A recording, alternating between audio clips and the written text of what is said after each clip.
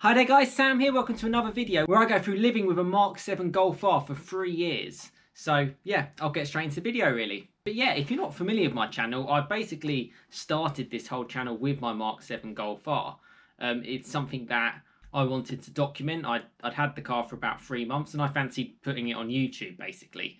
Yeah, I didn't get the car for YouTube, it's more sort of was just a case of, well, I want to show what this car is like and show it to other people. You know, there's plenty of enthusiasts. It's a great car. You know, you never know how long you're going to own something like this, and it's could be a once in a lifetime experience. And now I'm basically coming up to 3 years of ownership of the car. And as we're still trapped a little bit in lockdown, I'm not really going to be driving it much more over the next sort of month or so, maybe more. I kind of wanted to share what it's like kind of living with this car and what it would be like for you guys. And again, if you're not familiar with my channel, I've got plenty of Mark 7 owners or previous owners. If you do have queries and stuff, drop them in the comments and myself or someone else will be able to help you out. I definitely do check in on the comments, and certainly within the first few hours or few days even of when a video goes live, I always try to respond to comments. So what's it been like living with a Mark 7 Golf R for 3 years? Now, this has been basically my only car. We do own a Fiesta ST on the side, but that's my other half's car. I don't get to drive it too much, to be honest with you. I've just lived with the Mark 7 Golf R. It's been my tool for 3 years. And in that time, I've done just over 29,000 miles. I picked up the car with about 1,300 miles on the clock. So plenty of miles in the car, plenty of years of ownership, plenty of experience through, you know, servicing and, you know, maintenance and all that kind of stuff of the car, certainly in its early life. And I have to say, quite simply, living with it has been brilliant. It's been absolutely fantastic. And I'll put some over shots of just, you know, as I'm talking, of driving this car and having some fun as I talk. But I've absolutely loved it. And I actually think the first part of me, when I initially got the car, I wasn't massively enjoying it because I never found it as fun as my last car, my Fiesta ST. And to be honest with you, in hindsight, that was kind of to be expected. You know, a 1-ton hot hatch, which didn't really cost too much, was never really necessarily going to be as fun as a 4-wheel drive 1.5-ton car. You know, it's just difficult to have that right balance. But what I have found over the 3 years is it is a really, really fun car to drive. It suits me. We live around some really nice country roads and I enjoy driving it around there, particularly on the weekends or in evenings, just to go for a blast, literally just to go for a drive, which is exactly what a good hot hatch car should do. As for living with it and all the boring stuff, it's been far better than any other car I've ever owned in my entire life and probably will ever own, in terms of that versatility of being able to have that fun and to have that sort of compliance on the road. It is very sure-footed with its 4-wheel drive system. It's surprisingly economical, and you know, I've done videos on economy. If you click on the link above me to check that out, it really is economical. You know, ultimately, like for like, I really don't think there is a 4-wheel drive hot hatch in manual form anyway that is as economical as this car. It's brilliant. It's class leading in my mind. That EA888 engine is fantastic, and on a motorway cruise, it's fine. Just be aware, if you're cruising at 70 miles an hour or above, it revs quite high in top gear, so it drinks quite a bit more fuel. But if you're actually cruising at sort of like 50 or 60, which we do have plenty of speed limits on the motorway around that, it's actually fine on economy, and I can comfortably get into sort of 40 miles per gallon, which is pretty decent. If you're on it and you're driving it hard, yeah, you're not going to get that. You know, I think the lowest I've probably ever got on mine from going actually on a little blast, it's probably about 15, 16 miles per gallon. But that was really just like, you know, yeah, having some fun on actually probably a cold day as well. So it uses more fuel to get warmed up beforehand and all that kind of stuff. So that's like worst case scenario. During that time, I haven't really had any problems with it. I've replaced the windscreen, but that can happen in any car. One thing that the auto glass people did tell me is it was just so easy to change. They said they've spent like literally half a day changing some cars' windscreens because they're just, yeah, so poorly designed. But every time they see a Golf, they're just like, yeah, we'll be done in like half an hour. And literally it was like 35-40 minutes to get their windscreen replaced, which was really, really nice. You know, you get straight back on the road and it shows how good the car is. Obviously that was just like an insurance claim, but I think if you don't have windscreen cover on your insurance, which most people do, about a £75 excess, I think it's about £250 to £300 for them to fit it, including labour. So yeah, not exactly too bad for what they're actually replacing is a big part of the car. I've got through a few tyres. I've replaced the full set at about 25,000 miles, so it lasted quite a long time for me. Tyre wear is really, really good. It distributes it quite well, even without actually rotating the wheels. Problems on the wheel front. My car has the Cadiz wheels, which are diamond cut, and if you curve your diamond cut wheels, it's very difficult to repair.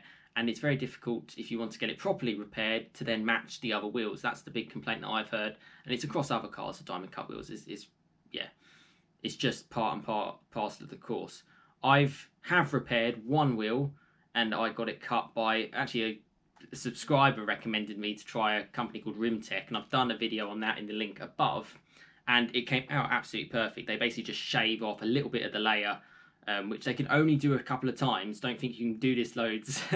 And it looks perfectly fine. But yeah, that's a little bit of a shame that it kind of goes, that kind of happens, you know. But yeah, you can avoid that by having the Pretorias, the 19-inch wheels on that. As for other things, brakes, plenty of meat left in them. You know, I'm not looking to replace the pads or the discs anytime soon. They've lasted really, really well.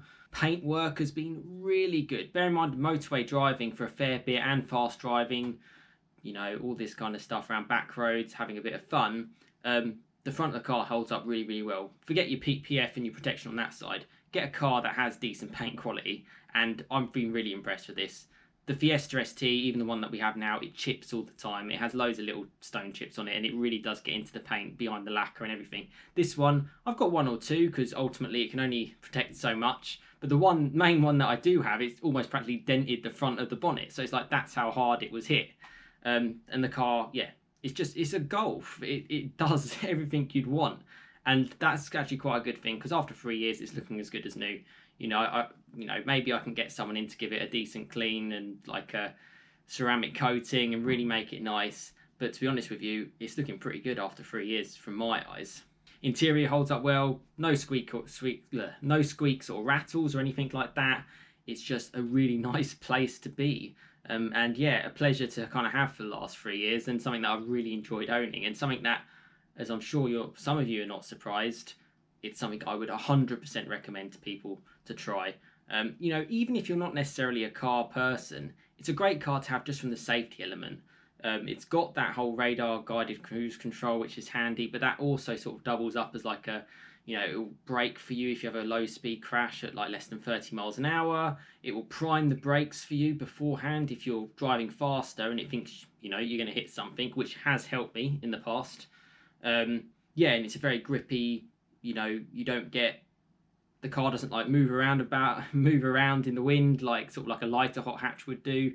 It's so composed, and that's what you want, because that's what you want on the road. It's absolutely brilliant. So in short, I can't really fault the car over the 3 years.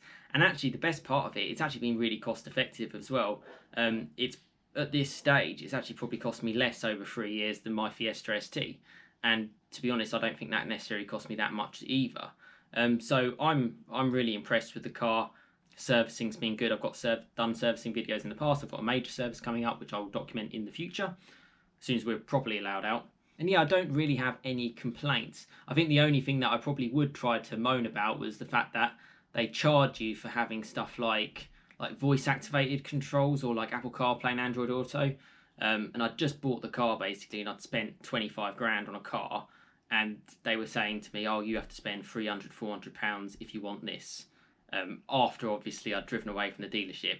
That annoyed me. I had never paid for it, and I just didn't, you know, it annoyed me too much to really do that. So all that kind of software stuff probably annoys me the most, but I just ignore it, to be honest. I don't really use the nav in the car. I just use my phone. Music is good, sound system's good, ride is really good as well. If you do step up for the 19-inch wheels, it might get a little bit firmer, as you'd expect. But then you can get a car with dynamic chassis control, which basically makes the car ride just like a normal Golf. So it's got it all.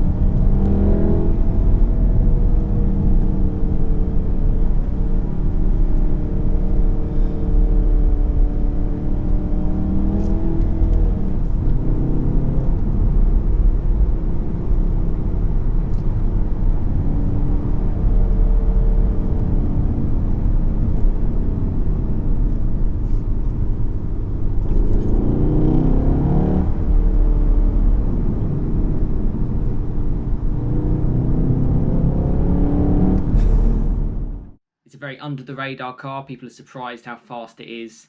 They can be sitting in the back just chilling out, we can just be cruising, and then suddenly you can be on it, put it in race mode, and it's just a completely different animal. And to have that one car which can suit so many different occasions, it's really hard to find, really hard to find.